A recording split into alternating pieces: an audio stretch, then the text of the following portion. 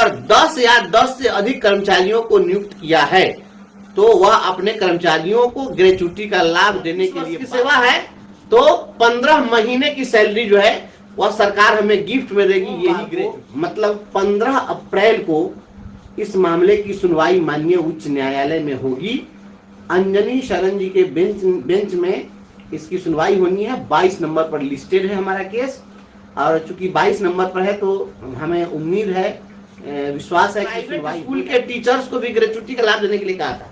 तो ऐसे कई फैसले सुप्रीम कोर्ट के द्वारा पारित किए जा चुके हैं, इसलिए हमें विश्वास है कि राज्य के नियोजित शिक्षकों को ग्रेच्युटी का लाभ मिल जाएगा।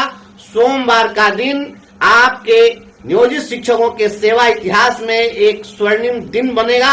ऐसा हम यह केस जीत जाते हैं तो हमें समूह जीवन बीमा का भी लाभ मिल जाएगा, GLI का भी लाभ मिलेगा। हम अपने तमाम शिक्षक साथियों को यह बतलाना चाहते हैं, हमने पहले भी वायदा किया था आपसे कि ग्रेच्युटी का लाभ हम आपको दिला देंगे और हम इस मामले को 2019 में हम हाई कोर्ट में लेकर चले गए थे।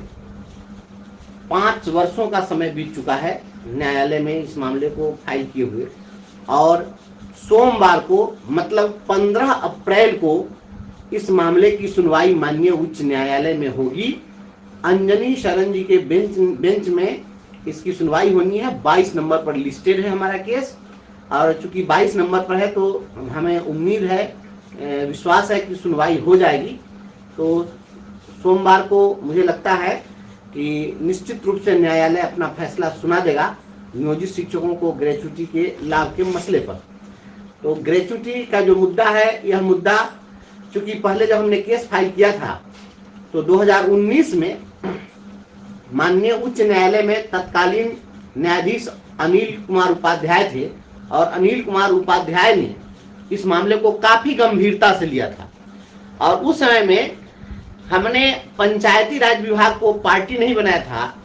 तो उपाध्याय जी ने कहा कि देखिए यह काफी सीरियस इशू है और बहुत ही महत्वपूर्ण इशू है और आपने इसमें पंचायती राज को पार्टी नहीं बनाया है तो ये लोग जो करते हैं खेल कि जब हम शोकॉज करते हैं, काउंटर एफिडेविट देने के लिए कहते हैं तो शिक्षा विभाग वाले कहते हैं ये हमारे कर्मचारी नहीं है और सब कुछ वही करते हैं और आपने पंचायती राज को पार्टी नहीं बनाया है।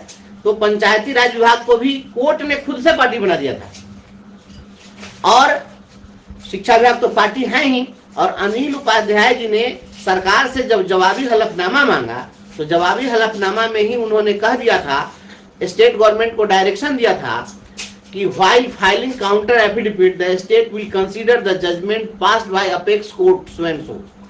सुप्रीम कोर्ट के एक जजमेंट का हवाला देते हुए अनिल उपाध्याय जी ने सरकार को कहा था कि जब आप जवाबी हलफनामा देंगे तो सुप्रीम कोर्ट के इस जजमेंट को आप दृष्टिपत्र में रखते हुए, इसको ध्यान में रखते हुए ही जवाब दीजिएगा। तो वह मामला क्या था, तो सुप्रीम कोर्ट ने एक जजमेंट दिया, वह नगर निगम के डेली वेजेज वर्कर पर था। नगर निगम का जो डेली वेजेज वर्कर है ये लोग ग्रेच्युटी की लड़ाई लड़ रहे थे, मामला चला गया था सुप्रीम कोर्ट। तो सुप्रीम कोर्ट ने कहा कि ये डेली वेजेज वर्कर है फिर भी आपको ग्रेच्युटी का लाभ देना होगा। और इसी तरीके से प्राइवेट स्कूल के जो शिक्षक हैं इन लोगों के द्वारा भी केस दायर किया गया था, वो भी सुप्रीम कोर्ट तक गया था। तो सुप्रीम कोर्ट ने प्राइवेट स्कूल के टीचर्स को भी ग्रेच्युटी का लाभ देने के लिए कहा था। तो ऐसे कई फैसले सुप्रीम कोर्ट के द्वारा पारित किए जा चुके हैं, इसलिए हमें विश्वास है कि राज्य के नियोजित शिक्षकों को ग्रेच्युटी का लाभ मिल जाएगा। सोमवार का दिन आपके नियोजित शिक्षकों के सेवा इतिहास में एक स्वर्णिम दिन बनेगा। ऐसा हमें विश्वास है, आपको ग्रेच्युटी का लाभ मिल जाएगा। हमारे बहुत सारे साथी इस चीज को नहीं जानते हैं कि ग्रेच्युटी का लाभ क्या होता है।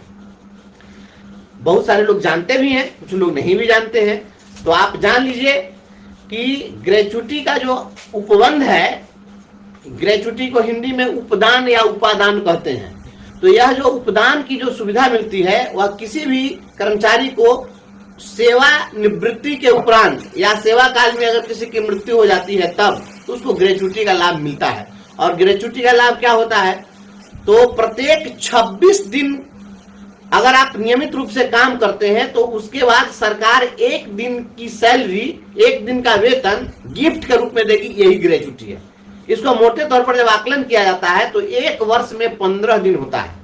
तो सपोज करिए कि अगर हम जब रिटायर करेंगे उस समय अगर हमारी सेवा 30 वर्ष अगर हो गई, 30 वर्ष सेवा करने के बाद जब हम रिटायर हो रहे हैं तो रिटायरमेंट के दिन हमारी जो सैलरी होगी उस दर से हमको एक साल में 15 दिन, मतलब कि अगर 30 वर्ष की सेवा है तो 15 महीने की सैलरी जो है वह सरकार हमें गिफ्ट में देगी। यही ग्रेच्युटी है। 15 साल में 15 दिन की सैलरी, तो 2 साल की सेवा के लिए 1 महीने की सैलरी। तो इस हिसाब से अगर 30 वर्ष अगर किसी की सेवा होगी तो 15 माह का जो वेतन होगा वह आपको ग्रेच्युटी के रूप में आफ्टर रिटायरमेंट मिलेगा। तो यही पैसा मिलता है जो भी पहले से कर्मचारी हो, जब रिटायर करते हैं तो उनको ग्रेच्युटी का पैसा मिलता है। तो यह ग्रेच्युटी का लाभ आपको मिलेगा। आप जब रिटायर होंगे तो खाली हाथ रिटायर नहीं होंगे, यह पैसा आपको मिल जाएगा। और आपको मैं बता दूं कि जो ग्रेच्युटी एक्ट 1972 है, भारत सरकार के द्वारा बनाया गया यह कानून है।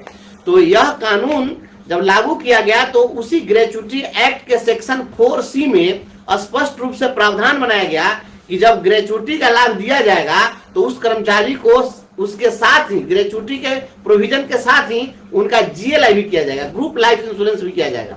तो यदि हम यह केस जीत जाते हैं तो हमें समूह जीवन बीमा का भी लाभ मिल जाएगा, GLI का भी लाभ मिलेगा। तो ये केवल ग्रेच्युटी का ही नहीं लाभ मिलेगा बल्कि GLI का ही लाभ मिलेगा, क्योंकि ग्रेच्युटी एक्ट में ही इसका प्रोविजन सेक्शन 4C में किया हुआ है।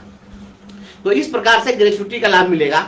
और ग्रेच्युटी का लाभ हमें इतना भरोसा इसलिए है कि हम जीतेंगे कि ग्रेच्युटी का जो एक्ट बना हुआ है उस एक्ट में स्पष्ट लिखा हुआ है कि चाहे वह प्राइवेट फील्ड हो या गवर्नमेंट सेक्टर हो, जो भी हो, अगर कोई भी संस्थान, कोई भी नियोक्ता अगर 10 या 10 से अधिक कर्मचारियों को नियुक्त किया है तो वह अपने कर्मचारियों को ग्रेच्युटी का लाभ देने के लिए बाध्य है।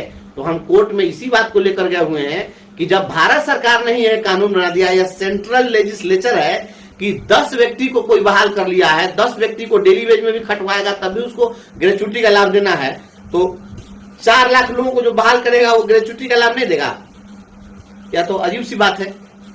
तो राज्य सरकार ने उधर से काउंटर एफिडेविट जमा कर दिया है, लेकिन काउंटर जो दिया है उसमें उलूल जुलूल बात है। सरकार तो डाइवर्ट करने में लगी हुई रहती है, लेकिन कोर्ट में, न्यायपालिका में संविधान को देखा जाएगा, सेंट्रल लेजिस्लेचर को देखा जाएगा, सुप्रीम कोर्ट के पूर्व के आदेशों को देखा जाएगा। इस प्रकार से हम सभी अब ग्रेच्युटी के लाभ को प्राप्त करने की दिशा में अग्रसर हैं और अपने मंजिल तक पहुंचने के लिए हमें लगता है कि बहुत करीब हैं, हम लोग पहुंचेंगे और ग्रेच्युटी का लाभ मिलेगा। आप तमाम साथियों से हमें बस यही अपील करेंगे कि आप लोग इसी प्रकार से आशा, विश्वास, साथ सहयोग बनाए रखिए। सोमवार का दिन आपके जीवन में फिर एक नई खुशी के साथ आए, हम ऐसी कामना करते हैं। न्यायपालिका से आपको ग्रेच्युटी का लाभ मिलेगा, हमें पूरा विश्वास है।